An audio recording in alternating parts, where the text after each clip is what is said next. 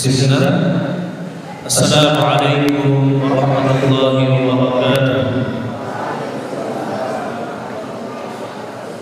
Innal hamdalillah nahmaduhu wa nasta'inuhu wa nastaghfiruh wa na'udzu billahi min shururi anfusina wa min sayyiati a'malina.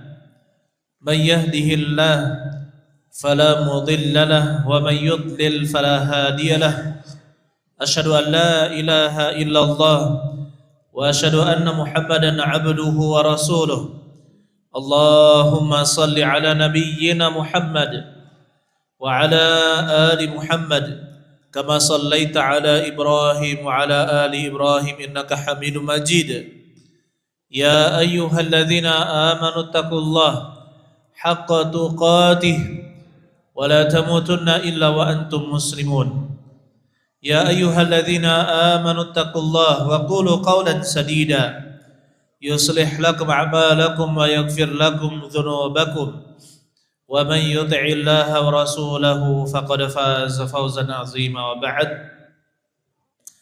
أيها الإخوان rahimani wa rahimakumullah, saudara-saudari sekalian, Bapak Ibu sekalian yang mudah-mudahan kita semua dirahmati oleh Allah Subhanahu wa taala. Alhamdulillah, Allah Subhanahu wa taala mengizinkan kita sama-sama duduk di majelis ilmu di salah satu masjid di antara masjid-masjid Allah Subhanahu wa taala. Maka kita patut bersyukur kepada Allah Subhanahu wa taala atas kenikmatan ini. Segala kesesatan kalau diusut penyebabnya adalah kebodohan. Begitu pula segala penyimpangan dan juga syahwat yang haram ketika diusut maka pangkalnya adalah kebodohan.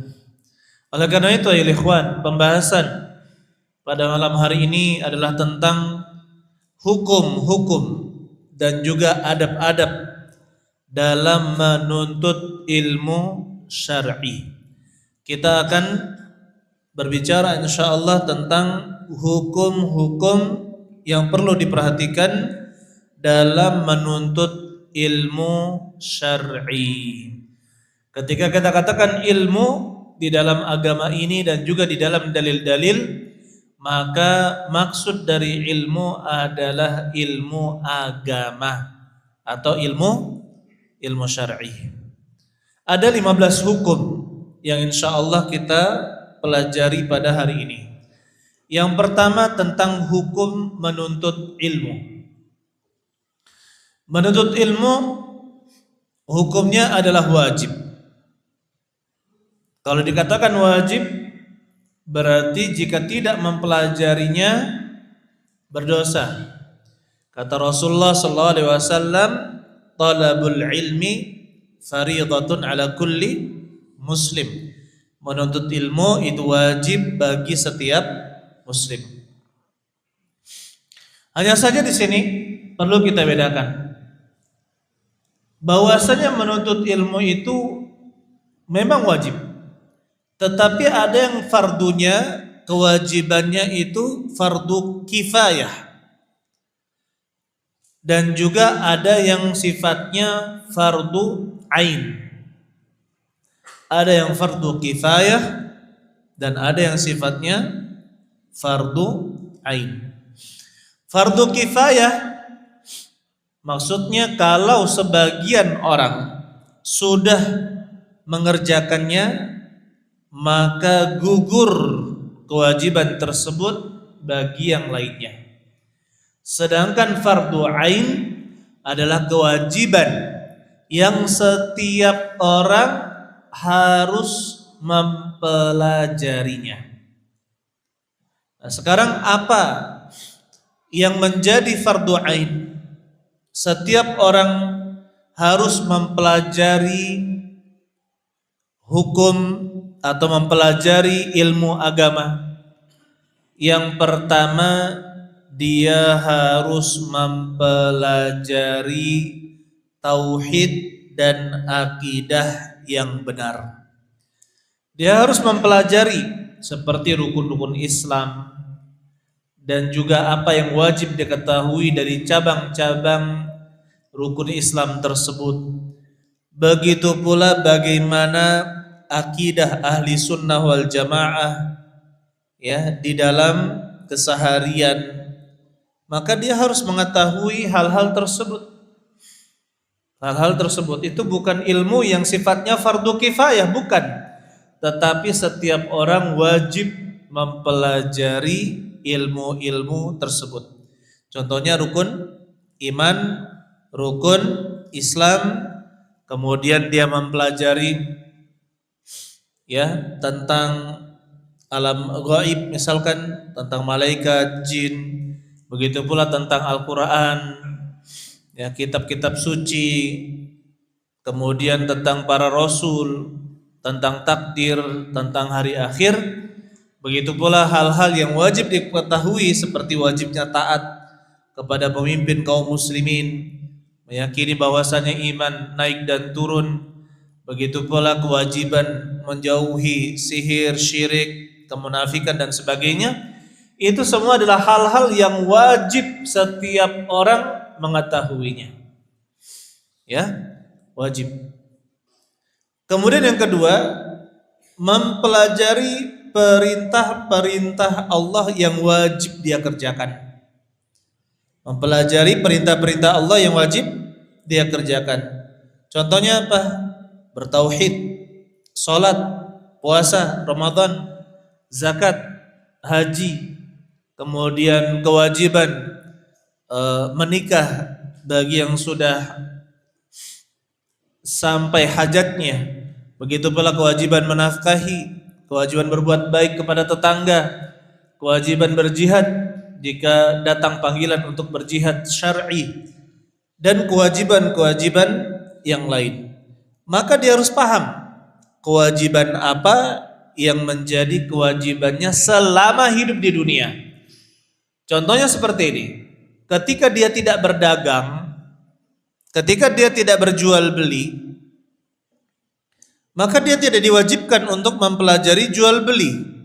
Tapi ketika dia mau membeli atau mau menjual, maka dia harus paham ilmu muamalah maliyah, garis besar tentang bagaimana bertransaksi harta antara manusia.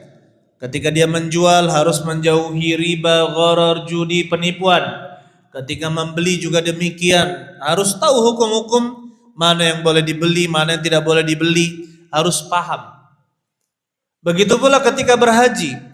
Ketika berhaji, dia kewajibannya adalah memahami bahwa haji itu wajib. Tetapi dia tidak wajib mempelajari detail haji sampai dia mau berhaji.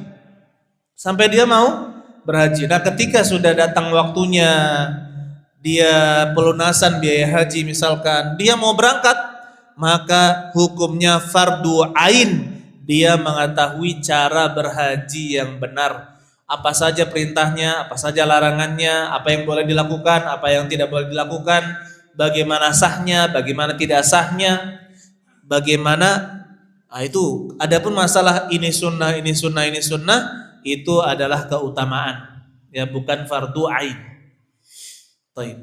Jadi bisa dipahami ini masalah perintah Allah Subhanahu wa taala.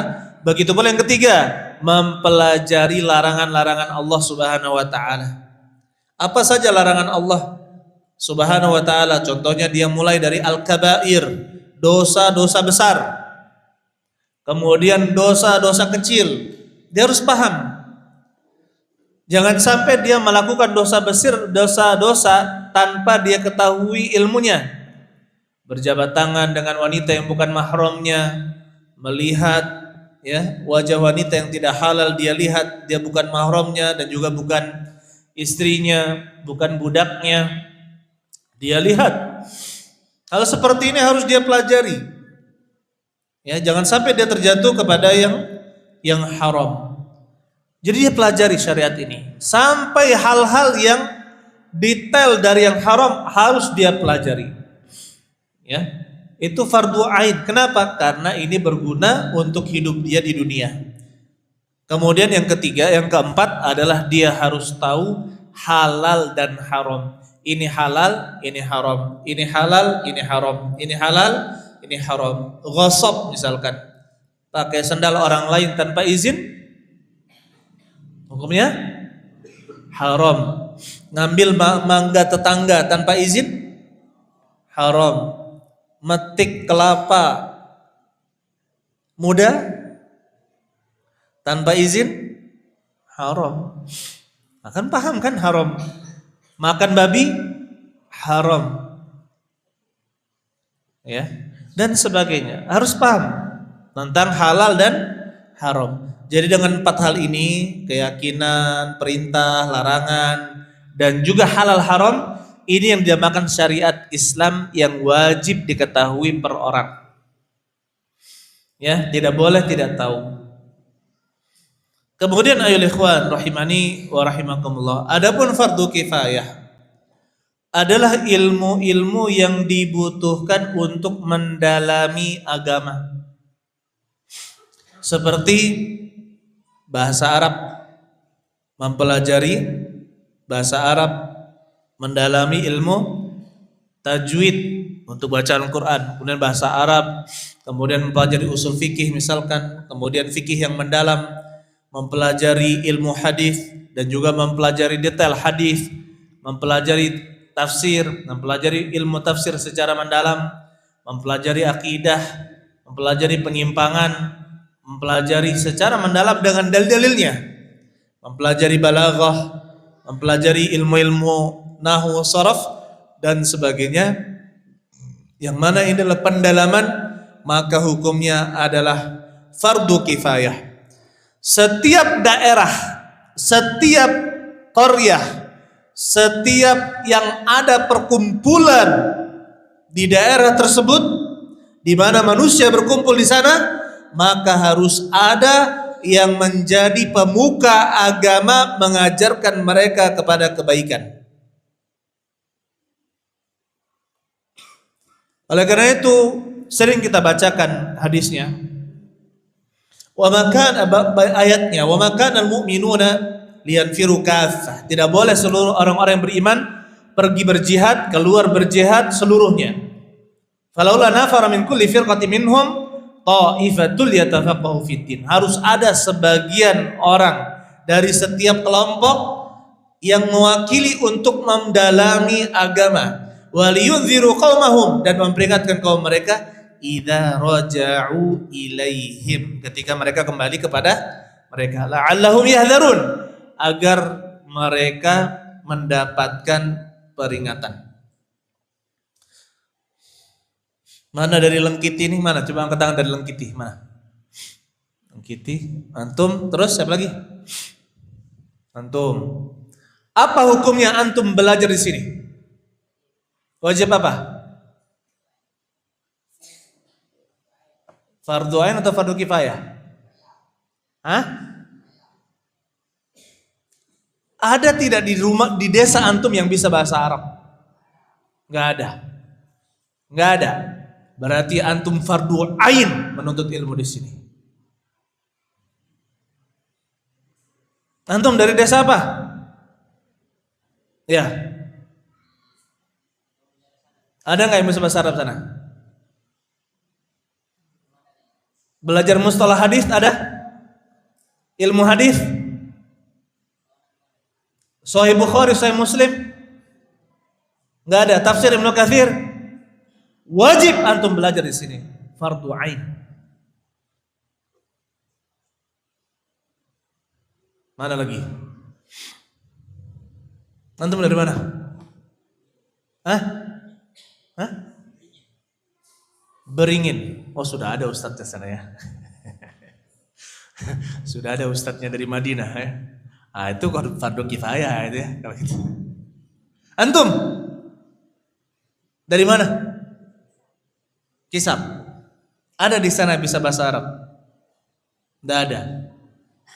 Belajar Sahih Bukhari, Muslim, tafsir? Enggak ada. Belajar nahwu sharaf? Nggak ada.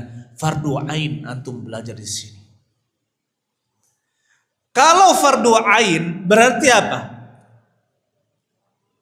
Kalau tidak belajar, dosa.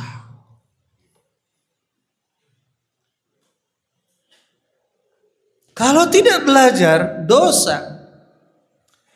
Saya teringat dulu ketika saya masih di kelas 1 atau 2 di Madinah dulu ya. Jadi ada syekh nasihati kami, ikhwan, antum katanya belajar di sini apa hukumnya? Bulan. Jadi sebagian besar kami menjawab fardu kifayah, syekh. Maka syekh mengatakan tidak. Antum kesini hukum belajar di kuliah hadis fardu ain. Kata beliau. Udah kaget kami. Kenapa? Coba berapa orang di negeri antum, di daerah antum yang mempelajari ilmu hadis seperti yang antum pelajari? Subhanallah, langsung teringat. Ada Ustadz Fulan, tapi Ustadz Fulan cuma di daerah ini. Satu Sumsel saja cuma berapa yang bisa ilmu hadis? Yang mendalami ilmu hadis siapa?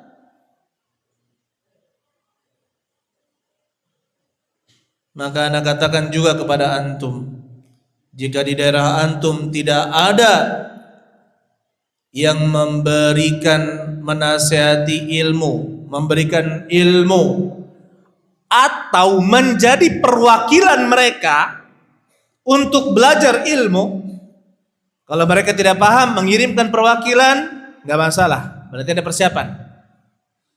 Maka seluruh yang di kampung di daerah antum berdosa. Itulah yang namanya fardu kifayah. Itu yang namanya apa? Fardu kifayah. Makanya antum kalau nggak belajar, antum mewakili desa antum. Kalau nggak belajar semuanya berdosa. Antum, oh Martapura antum ya. Masih ada perwakilan kalau di Martapura ya.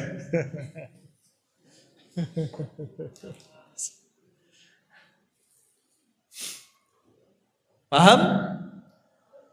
Masya Allah. Dan kewajiban para muallim. Kalau antum tahu di sini ada orang yang fardu ain, mereka belajar di sini fardu ain, maka jangan sia-siakan amanah itu. Kita sedang mengajarkan orang yang sedang mengerjakan fardu ainnya. Ini untuk para guru, jangan sia-siakan. Apalagi datang telat, hadir tanpa persiapan. Nilai tembak. Nauzubillahi min dzalika. Maka kita katakan ya ikhwan, amanah ya, amanah. Ini saya mau ngemat suara jadi gak hemat ini ya.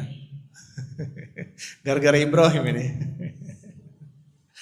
Yang kedua ya ikhwan. Yang kedua ikhlas. Dalam menuntut ilmu itu harus ikhlas. Dan ikhlas itu aziz. Sangat berat, sangat sulit. Makanya Nabi SAW mengatakan, man ta'allama ilman, siapa yang mempelajari ilmu, yubtagha bihi wajhullah, yang mana ilmu itu diharapkan dengannya wajah Allah, mencari wajah Allah, la yata'allamuhu illa liyusiba bihi 'aradan minad dunya, tetapi dia mempelajarinya untuk mendapatkan bagian dari dunia, lam yajid 'arfal jannah, maka dia tidak mendapatkan bau surga. Menuntut ilmu itu sudah dengar pahalanya sangat banyak, tetapi amalan yang besar membutuhkan niat yang kuat dan niat yang benar. Maka kita katakan, biarlah dunia itu berjalan mengikuti apa kita nanti. Dan berbagai macam ketakutan-ketakutan itu dibisikkan oleh syaitan ketika kita menuntut ilmu. Saya melihat ada iming-iming kalau kita bekerja sekolah di sini nanti dapat kerjaan yang Masya Allah gajinya besar, satu kali ngelas saja 1 meter itu 1,5 juta. Itu iming-iming dulu. Ngelas 1 meter 1,5 juta. Masya Allah. Ya kan? Gimana 100 meter gitu kan?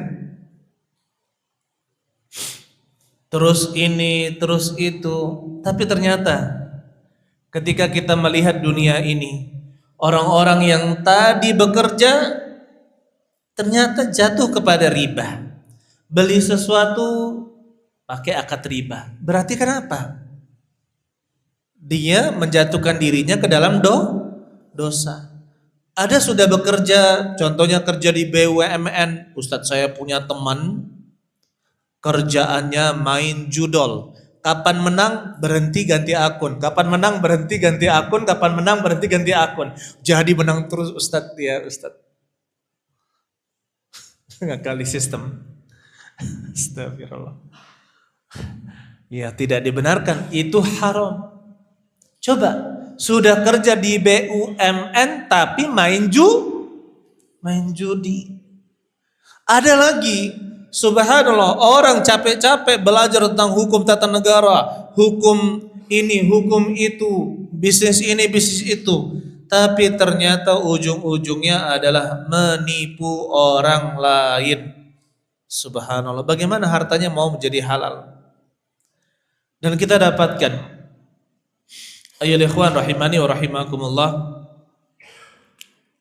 hanya orang-orang yang berilmu dan juga beriman yang bisa menghadapi fitnah yang besar di zaman sekarang ini. Ya. Kemudian ayyuhal ikhwan, yang ketiga, di antara adab berkaitan dengan ilmu adalah mengamalkan ilmu yang kita dapatkan. Sebagian takut. Ada dulu saya dapatkan orang, saya nggak mau belajar ilmu agama. Kenapa? Semakin banyak yang saya tahu nanti semakin terbatas gerak-gerik saya, katanya. Lah, kalau gara-gara itu dia tidak mau belajar agama, justru dia berdosa. Karena sifatnya belajar yang seperti itu, tahu halal haram adalah apa? Wajib ain. Perorangan harus belajar. Perorangan harus belajar. Jadi yang namanya beramal dengan ilmu itu suatu kewajiban. Kabura maqtan indallah an taqulu ma la taf'alun. Sungguh besar kemarahan Allah di sisi Allah kalian berkata apa yang tidak kalian kerjakan.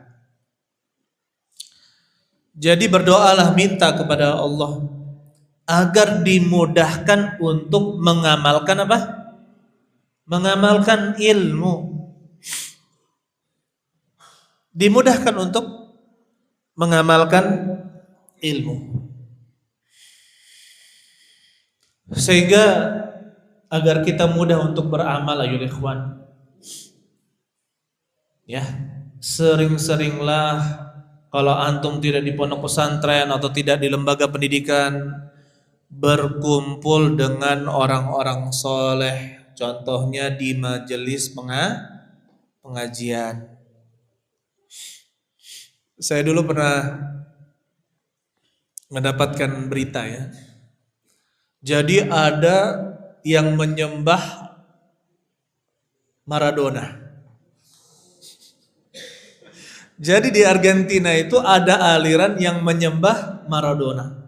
Saya kayak nggak percaya gitu kan. Akhirnya mereka bikin lagu-lagu sendiri dan sebagainya.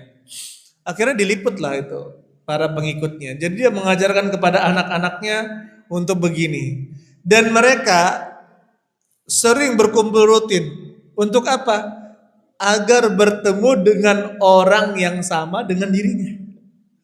untuk menguatkan keimanan. Subhanallah, saya bilang, astagfirullah. Ini coba kesesatan, mereka berkumpul untuk menguatkan keimanan. Itu kan sudah hal yang apa ya? Masa manusia disembah gitu ya? Kita diajarkan bagaimana Nabi Shallallahu Alaihi Wasallam mengajarkan kepada para sahabatnya ilmu. Ya, ketika kami bersamamu ya Rasulullah, kami melihat seolah-olah surga dan neraka di hadapan kami. Tapi ketika kami di rumah, kami bermain dengan anak istri. Apa kata Nabi Shallallahu Alaihi Wasallam? Sa'atan. Ada waktunya, ada waktunya. Maksud kita apa? Dengan berkumpulnya sahabat dengan Nabi Shallallahu Alaihi Wasallam, atau misalkan tidak ada Nabi Shallallahu Alaihi Wasallam, berarti dengan guru kita, dengan penasehat kita, maka ini akan mengingatkan kita kepada akhirat Allah Subhanahu Wa Taala, menguatkan keimanan kita. Ya, terkadang godaan dunia itu sangat besar ya ikhwan. Kita punya keinginan tapi tidak punya harta, jatuh ke riba. Ingin dapat harta cepat dengan cara praktis, jatuh ke judi, ya kan? Ingin begini, ingin begitu, jual produk yang haram. Godaan dunia itu sangat besar. Kalau kita tidak dikuatkan dengan liqa al-ikhwan, bertemu dengan saudara-saudara kita, maka kita tidak akan kuat. Oleh karena itu ada pepatah orang Arab mengatakan liqa al-ikhwani jila al-ahzan.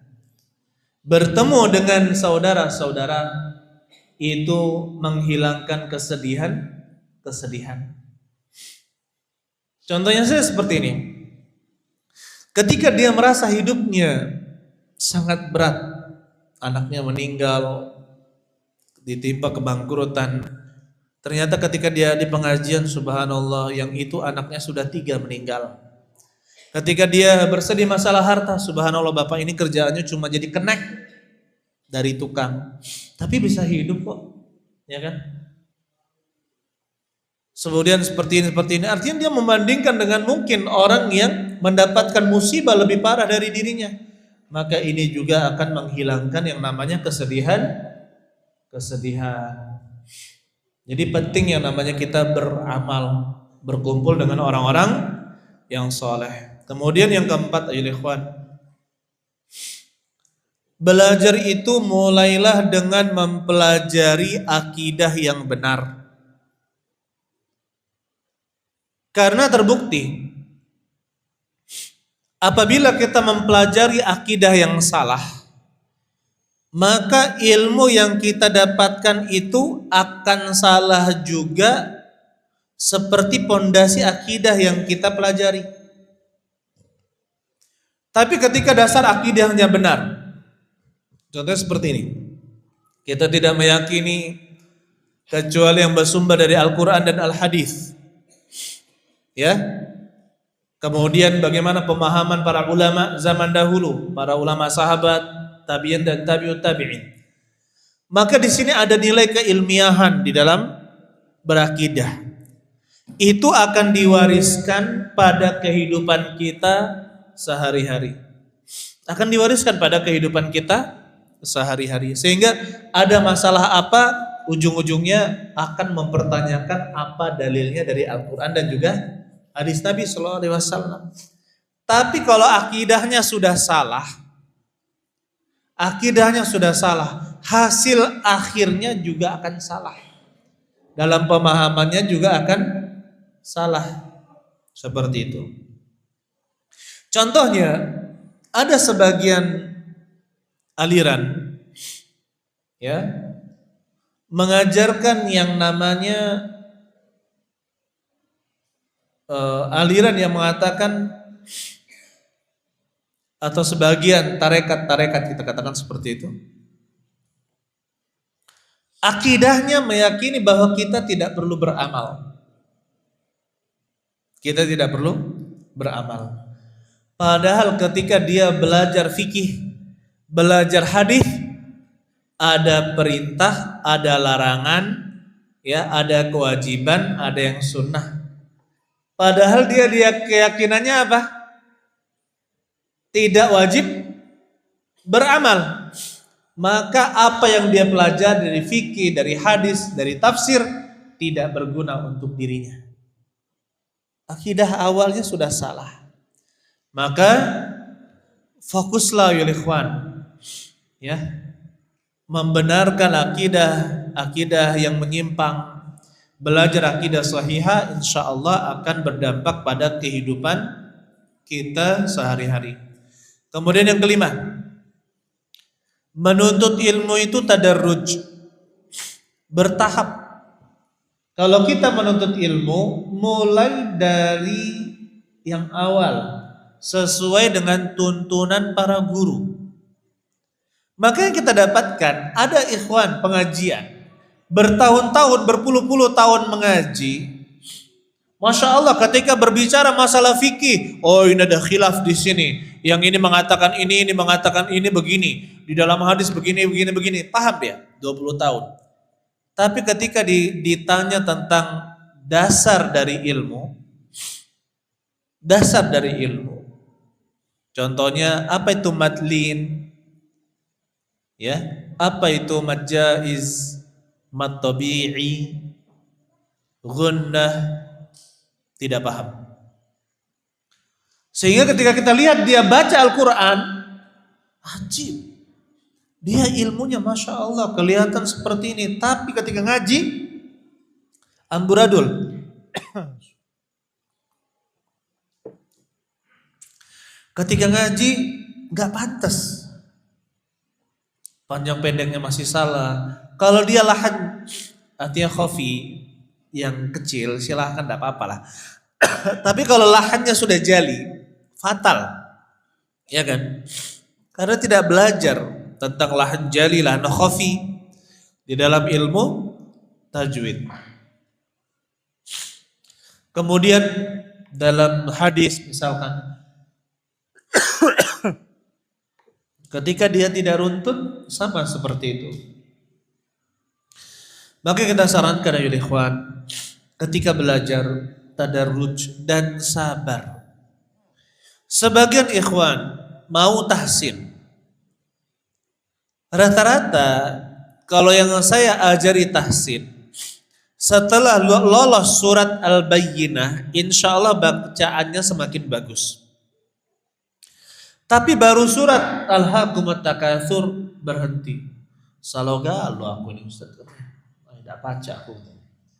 Ya, semuanya salah. Tidak tahan menyabarkan diri, padahal bahasa kita dengar lagi. Sebentar lagi akan selesai tahsinnya.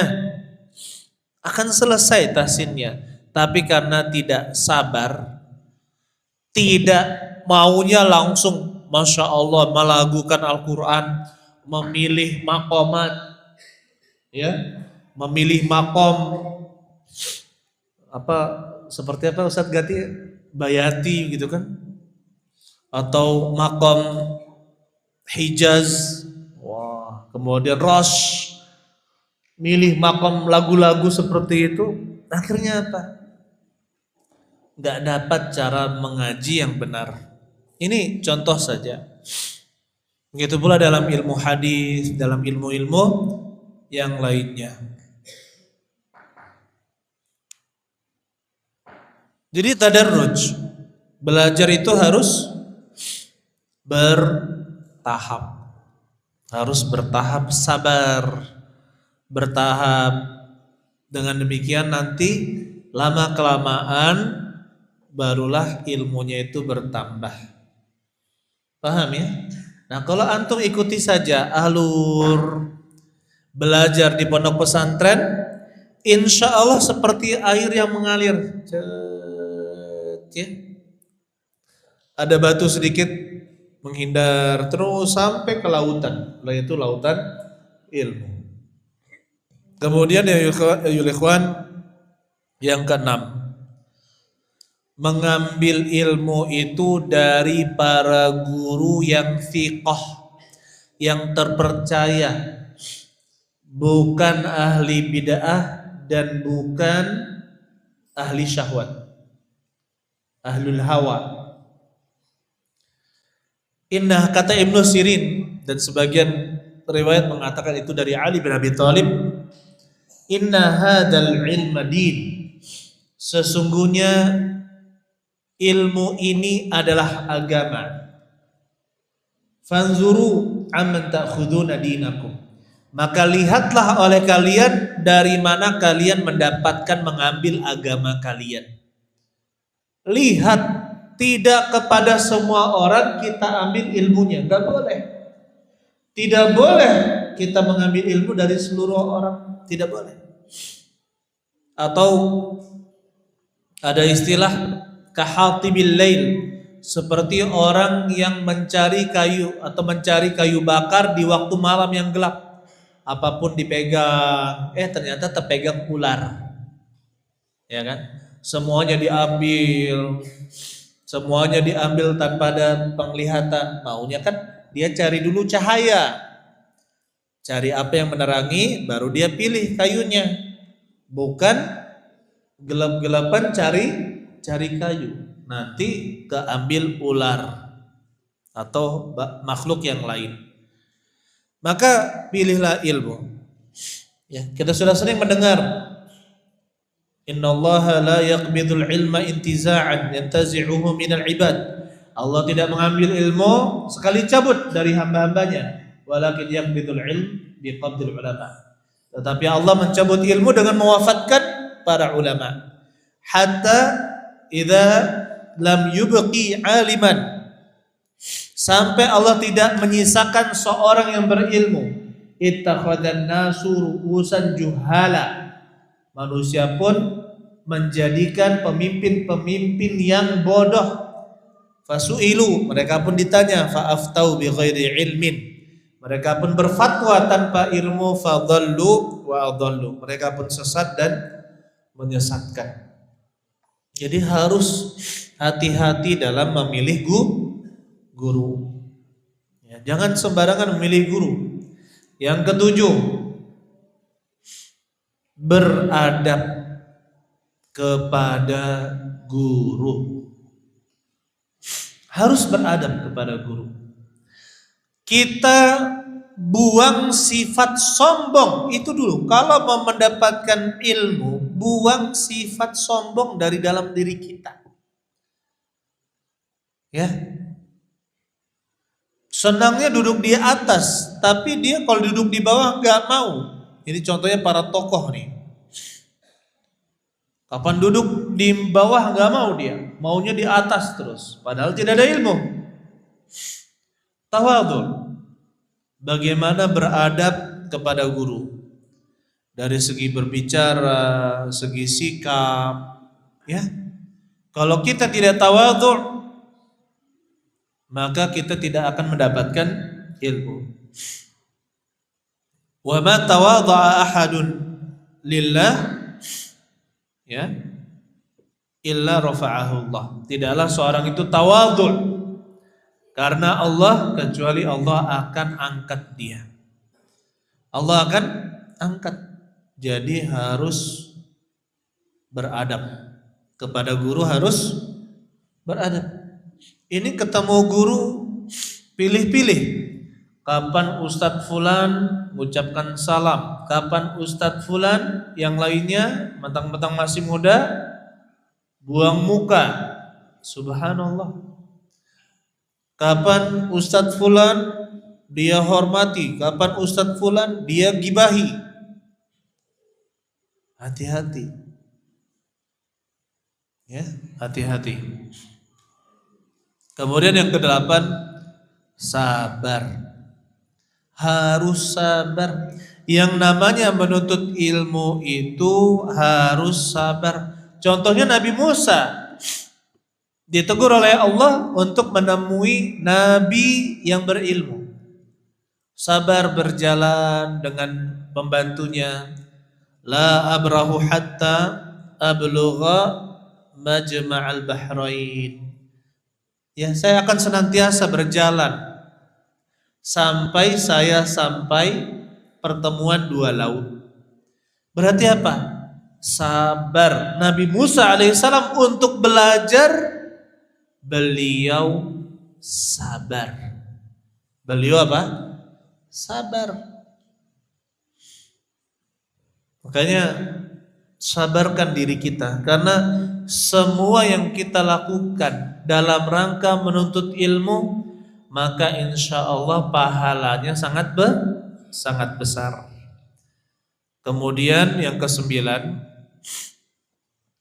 gabungkanlah antara menghafal dan paham.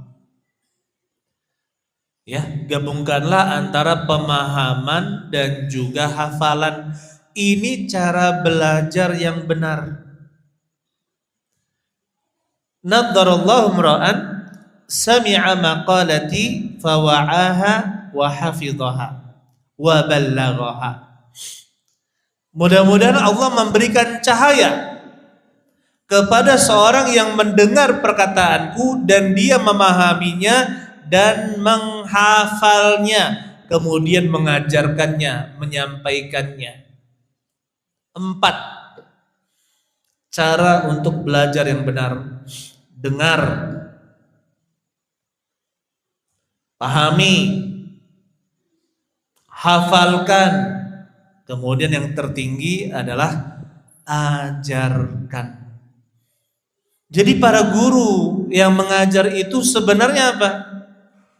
Sedang ingin memantapkan ilmu yang telah dia pelajari. Saya teringat ada seorang ustadzah ya, murid kita dulu di sini. Pokoknya kalau nahwu nggak mudeng, nggak paham. Tapi ketika dia dibutuhkan di pondok pesantren yang beliau ajar di sana, akhirnya terpaksa mengajar bahasa Arab, terpaksa ini. Akhirnya beliau belajar lagi dengan sungguh-sungguh. Jadi beliau mengatakan, iya ustadzah dulu anak nggak paham ketika di pondok, tapi setelah mengajar, masya Allah, ternyata seperti itu maksud ustadzah dulu. Jadi ilmu itu akan kokoh kalau kita ajarkan. Ya, seperti itu. Nah, saya sangat menyarankan antum, meskipun tidak diwajibkan, memang kita ini dalam pondok kita ini pilihkan hafalan Al-Quran, hafalan hadis kan seperti itu. Adapun matan, maka porsinya memang lebih sedikit. Nah, ini kita minta ya, antum bisa menghafal matan-matan penuntut ilmu. Matan-matan penuntut ilmu. Saya teringat seperti kata Syekh Utsaimin, ma hafizna afdal mimma qara'na. Kata Syekh Utsaimin, apa yang kami hafal anfa', lebih bermanfaat daripada apa yang kami baca. Ya, apa yang kami hafal anfa'.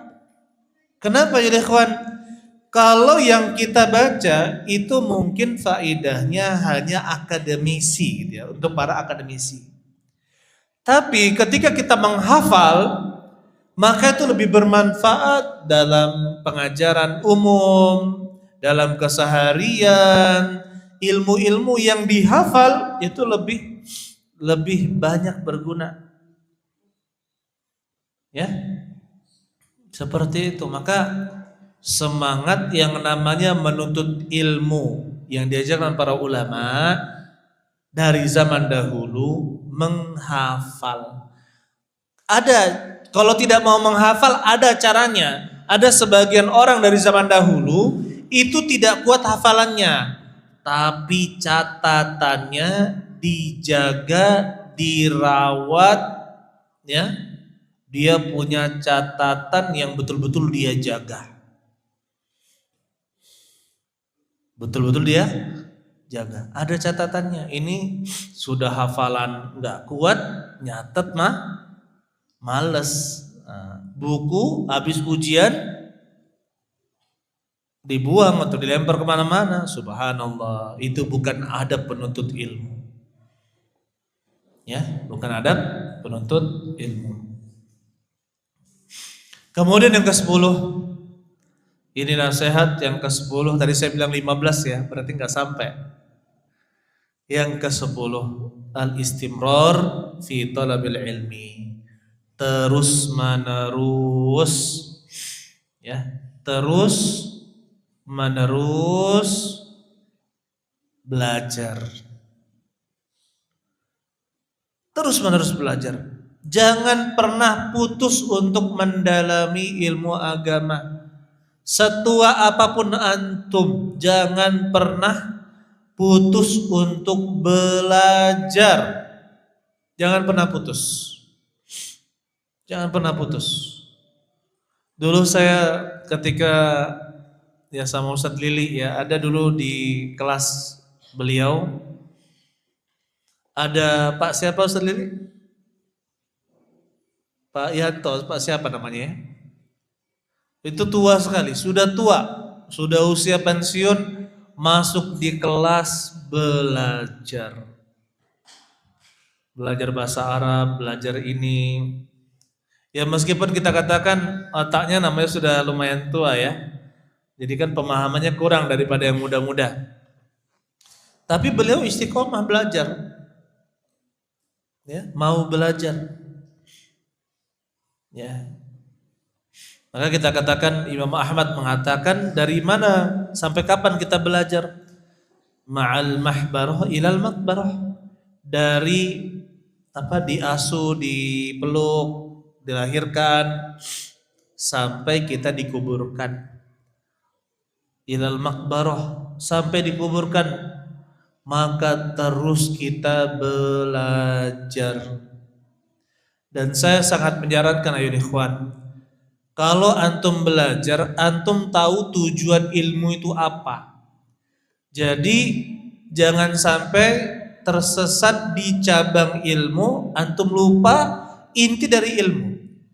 Inti dari ilmu itu 4. Yang pertama ilmu akidah, pendalaman akidah.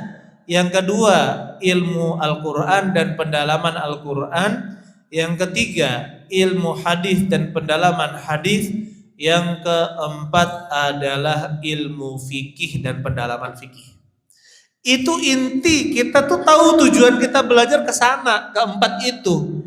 Adapun yang lainnya, misalkan sirah nabawiyah, tarikh, itu nanti ketika dapat pelajaran fikih, dapat pelajaran tafsir, dapat pelajaran hadis, tujuannya untuk memahami ilmu-ilmu utama itu. Ya. Jangan sampai ketika kita belajar tentang batasan kota Mekah, yang di dalam pikirannya batasan kota Madinah. Berarti kan apa? Harus belajar sejarah. Begitu pula ketika belajar ilmu tafsir, maka belajar balaghah. Ya kan? Untuk memahami bahasa Arab, bahasa Al-Qur'an dengan baik dan benar, pelajari balaghah. Contohnya apalagi? Ilmu-ilmu yang lain. Nah, kalau antum mau spesialis, nggak apa-apa. Contohnya spesialis di tarikh, di sejarah, spesialis di ilmu hadis. Silahkan spesialis di ilmu tafsir. Tapi dalam belajar antum jangan lupakan 4 inti dari ilmu ini. Nggak apa-apa antum ahli di salah satu bidang, tetapi keempat tujuan ilmu itu jangan antum lupakan. Ya, makanya inilah yang membedakan ayolah ikhwan para masyayikh kita, meskipun beliau misalkan Syekh Ibrahim Ruhaili, beliau itu ahli akidah dan juga kelompok sesat. Tapi subhanallah dalam ilmu hadisnya kita baca Masya Allah, dalam ilmu fikihnya Masya Allah, dalam ilmu ininya Masya Allah. Syekh Abdul Muhsin Al-Abbad contohnya, beliau ahli hadis, muhaddits, dan ternyata ketika beliau mengajar di tahun pertama di kuliah syariah pertama kali dibuka Madinah, beliau mengajarkan bidayatul mujtahid, fikih yang diajarkan. Jadi nggak apa-apa spesialis ke ini, tapi ingat inti dari ilmu itu ya muaranya adalah 4. Jadi jangan terlena sibuk mendalami ilmu hadis atau sampai beluknya, tapi lupa belajar fikih, tapi lupa belajar ini.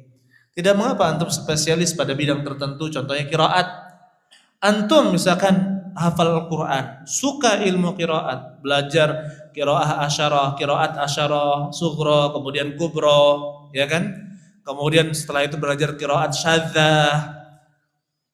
Antum pelajari sebagai takhasus antum, bidang antum, tapi jangan lupa bahwa muara dari ilmu itu kembali kepada empat ini. Jangan sampai awam di akidah, fikih, tafsir dan hadis. Ya, Allah a'lam bishawab. Ini teruslah belajar sampai kita mati. Allahu a'lam bishawab.